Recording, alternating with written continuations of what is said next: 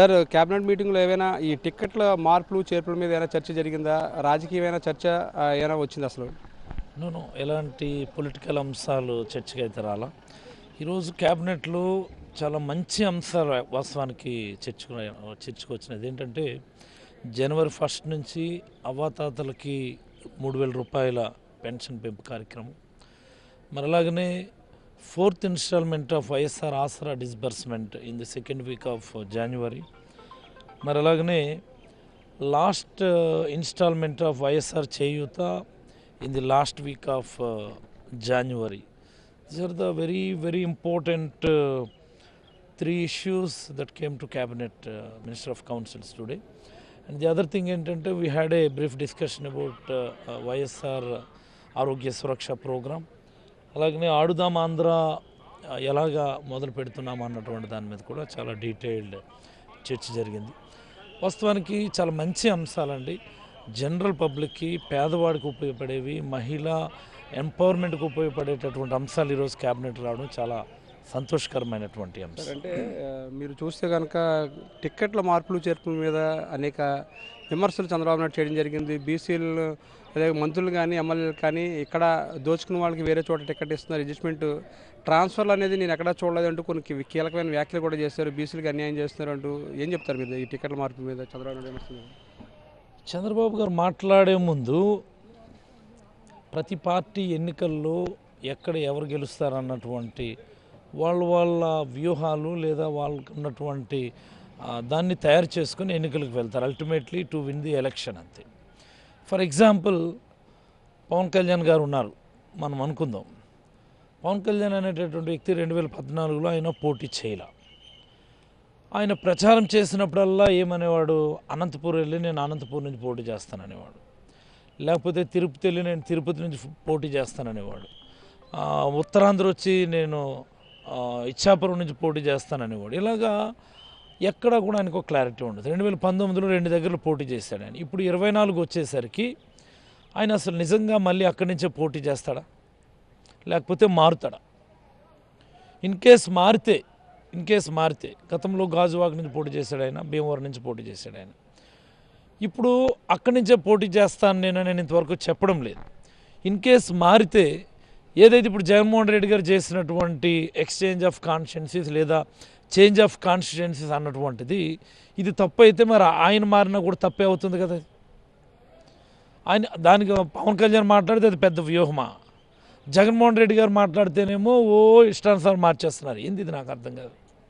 లోకేషే ఉన్నాడు, ఆయన క్లారిటీ ఉందా? మంగళగిరి నుంచి పోటీ చేస్తాను నేను అన్న క్లారిటీ ఆయనకుందా? ఆ మాట చెప్పమనండి ఆయన బయటికి. ఎందుకు చెప్పడైనా? భీముల నుంచి నేను పోటీ చేస్తాను అన్నది ఒక డిస్కషన్ వస్తుంది, లేకపోతే హిందూపూర్ నుంచి లోకేష్ పోటీ చేస్తానన్నది ఒక డిస్కషన్ వస్తుంది. అంటే లోకేష్ నియోజకవర్గాలు మారితే అది వ్యూహంలో భాగం.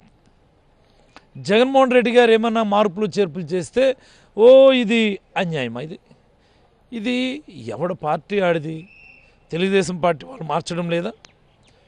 తెలుగుదేశం పార్టీ వాళ్ళు ఇప్పుడు గంటా శ్రీనివాసరావు గారు ఉన్నారు, ఆయన ఇప్పుడు వైజాగ్ నార్త్ నుంచి మనం పోటీ చేసి గెలిచాడు.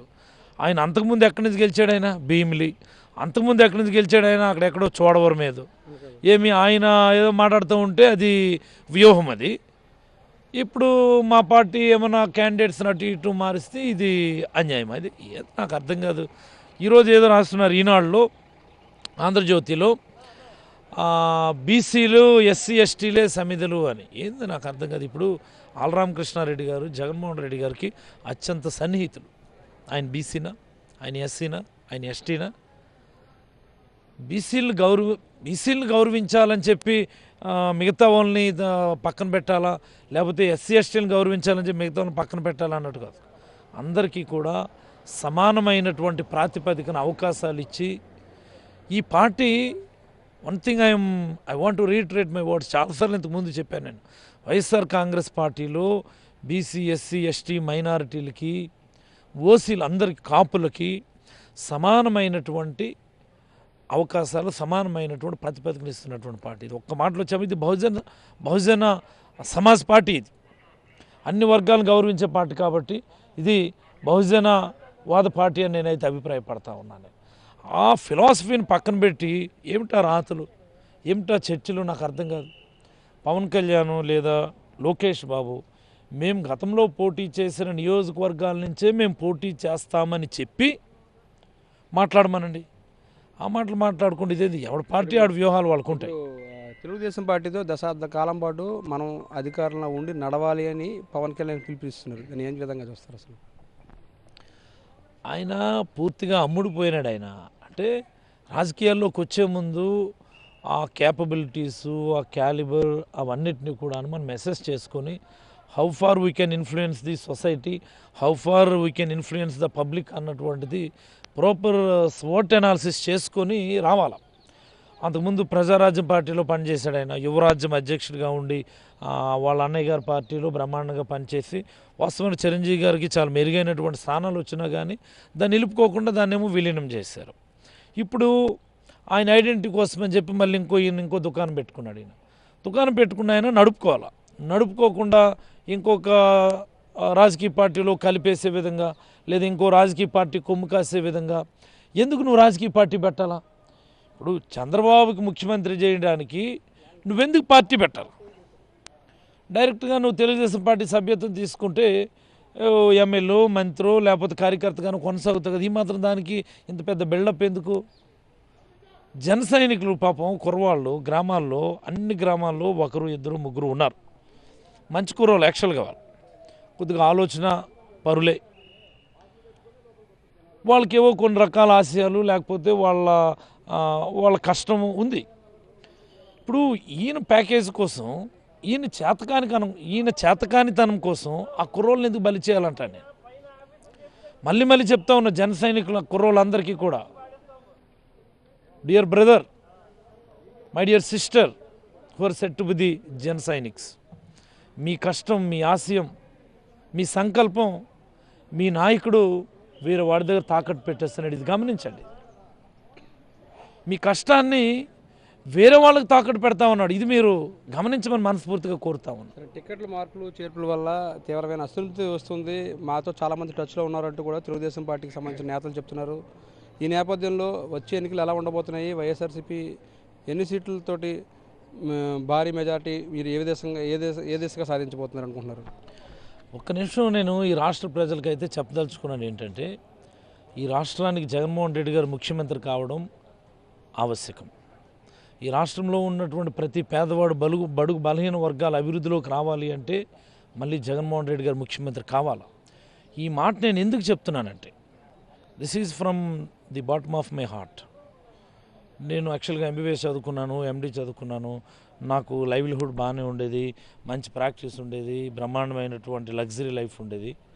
వాటన్నిటిని విడిచిపెట్టి జగన్మోహన్ రెడ్డి గారు ఇలాంటి నాయకుడు వెంట ఎందుకు నడిచాము అంటే, చంద్రబాబు అనేటటువంటి వ్యక్తి వల్ల ఈ రాష్ట్రానికి నయా పైసా ఉపయోగం లేదు కాబట్టి.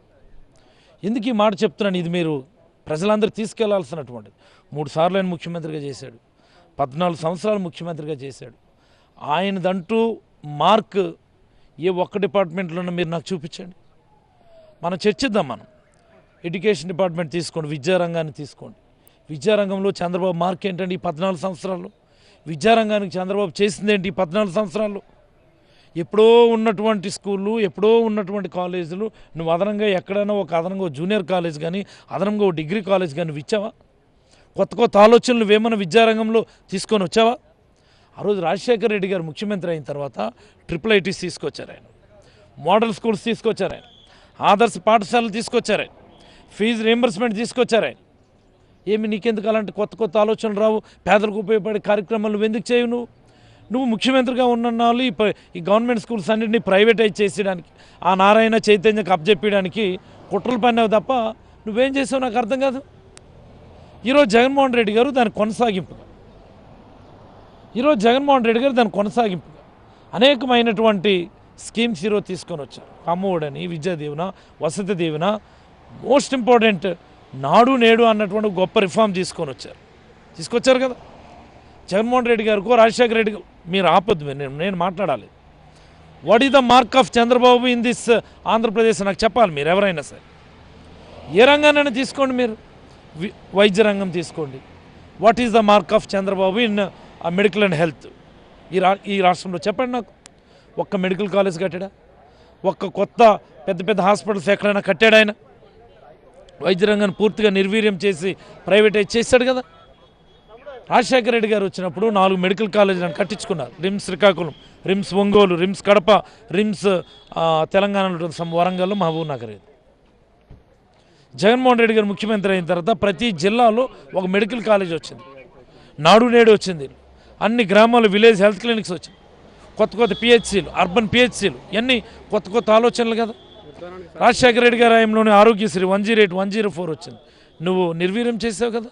మళ్ళీ వాటన్నిటిని ఈరోజు మనం రివ్యాంప్ చేసుకున్నాం. నాట్ ఓన్లీ దిస్, రైతులకు సంబంధించి, ఇరిగేషన్ సంబంధించి, what is your mark?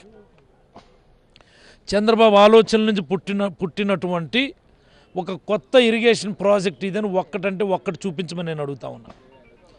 Chandrababu మస్తిష్కం నుంచి బయటకు వచ్చినటువంటి ఒక గొప్ప ప్రాజెక్ట్ ఇదని చెప్పి ఎవరినన్నా ఒక్కటంటే ఒక్క ప్రాజెక్ట్ చూపించమనండి. రాజశేఖర రెడ్డి గారు ఉన్నాయన్నీ కూడా మార్క్స్ అని. ఇప్పుడు జగన్మోహన్ రెడ్డి గారు ఒకటి కొనసాగిస్తూ ఉన్నారు. నాట్ ఓన్లీ దిస్, ఏ రంగాన్నన్నా తీసుకుంటే చంద్రబాబు అనేటటువంటి ఒక వ్యక్తి వల్ల ఈ రాష్ట్రానికి జరిగినటువంటి మేలేంటే నేను ప్రశ్నిస్తూ ఉన్నా. చాలామంది అంటారు చంద్రబాబు వల్ల ఐటీ డెవలప్ అయింది, చంద్రబాబు వల్ల ఇంటర్నెట్ వచ్చింది, చంద్రబాబు వల్ల ఈమెయిల్ వచ్చింది. నేను ఎంబీబీఎస్ చదువుతున్నాను అప్పుడు 99లో నేను ఫస్ట్ టైం ఈమెయిల్ వాడాను. నేను 2000లో ఆ డబ్బా కంప్యూటర్ చూశాను. ఇది నేను చదువుకున్న దగ్గరే కాదు, ఈ రాష్ట్రం మొత్తం అదే, దేశం మొత్తం అదే, ప్రపంచం మొత్తం కూడా అప్పుడే వచ్చినాయి, కొత్తగా వచ్చాయి అన్నీ. ఆ టైం చంద్రబాబు గారు ఇక్కడ ముఖ్యమంత్రి, ఆ టైంకి చంద్రబాబు గారు ఇక్కడ ముఖ్యమంత్రి తప్ప చంద్రబాబు వాళ్ళు ఇవన్నీ రావడం కాదు. కమ్యూనికేషన్ రంగంలో వచ్చినటువంటి అనేకమైనటువంటి విప్లవాత్మక మార్పులు వచ్చిన సమయంలో చంద్రబాబు ఇక్కడ ముఖ్యమంత్రిగా ఉన్నాడు. చంద్రబాబు ముఖ్యమంత్రిగా ఉండడం వల్ల ఈ అనేకమైనటువంటి మార్పులు రాలేదనేది ప్రతి ఒక్కరూ గమనించాలి. చివరిగా చెప్పండి, ఉద్దానంకి శాశ్వత పరిష్కారం లభించడం పట్ల మీరు ఆ ప్రాంతవాసిగా ఏం చెప్తారు? ఇది చాలా గర్వపడాల్సినటువంటి సందర్భం. ఈ క్షణం కోసం, ఈ అద్భుతమైనటువంటి ఆవిష్కరణ కోసం కొన్ని దశాబ్దాలు మా ప్రాంతం ఎదురు చూస్తుంది. కొన్ని దశాబ్దాలు అనేకమైన ఉద్యమాలు జరిగాయి, అనేక మంది అడవులకు వెళ్ళిపోయినారు, కొన్ని వందల వేల మంది ఆ శాపం వల్ల ప్రాణాలు కోల్పోయారు. ఎన్ని ప్రభుత్వాలు చూస్తాం, ఏ రోజు ఎవరు కూడా మమ్మల్ని ఆదరించి హక్కును చేర్చుకొని మా ప్రాంతాన్ని మంచి చేసే సందర్భాలు లేవు. ఈరోజు జగన్మోహన్ రెడ్డి గారి రూపంలో. అందుకనే నిన్ను చాలా ఎమోషనల్గా మాట్లాడాల్సి వచ్చింది. దేవుడు ఎప్పుడు కూడా నేరుగా రాడు, దేవుడు తన ప్రతిరూపాన్ని మానవుల రూపంలోనే పంపిస్తాడు. ఇది ప్రతి ఉద్దానం వాసి అనుకుంటున్నటువంటి మాటని నేను చెప్పడం జరిగింది. ఖచ్చితంగా మా ప్రాంతాన్ని జగన్మోహన్ రెడ్డి గారు దేవుడు పంపినటువంటి ప్రతిరూపంగానే మేమైతే భావిస్తాం. ధన్యవాదాలు. మొత్తంగా చూసుకోవచ్చు, ముఖ్యమంత్రిగా మళ్ళీ వైఎస్ జగన్ రావడం అనేది చాలా ఆవశ్యకత. పేద ప్రజలకు అండగా ఈ ప్రభుత్వం నిలబడింది. ఈ నేపథ్యంలోనే మేము టికెట్లో మార్పు అనేది బలహీన వర్గాలకు ఎక్కడ అన్యాయం చేయట్లేదు. ఈ నేపథ్యంలోనే బలహీన వర్గాలకు కావచ్చు, ఎస్సీ ఎస్టీలకు అధిక ప్రాధాన్యత ఇస్తున్న ఏకైక ప్రభుత్వం మాదే అంటూ కూడా మంత్రి శ్రీధర్ అప్పర్లా చెప్తున్నారు. దీంతోపాటు చంద్రబాబు నాయుడు వ్యాఖ్యలు కూడా ఆయన తప్పుపడుతున్నారు. మరోవైపున లోకేష్ కానీ అదేవిధంగా పవన్ కళ్యాణ్ కానీ వారు గతంలో ఎక్కడైతే పోటీ చేస్తారో ఆ స్థానాల్లోనే తిరిగి పోటీ చేస్తారంటూ కూడా ఆయన సవాల్ విసురుతున్నారు. ఈ నేపథ్యంలోనే వచ్చే ఎన్నికల్లో మళ్ళీ మేము గెలుస్తామనేది అయితే ఆయన చాలా ధీమాగా వ్యక్తం చేస్తున్నారు. వీడియో జర్నలిస్ట్ వెంకట దగ్గర నాయకరావు, సాక్షి టీవీ, విజయవాడ నుంచి.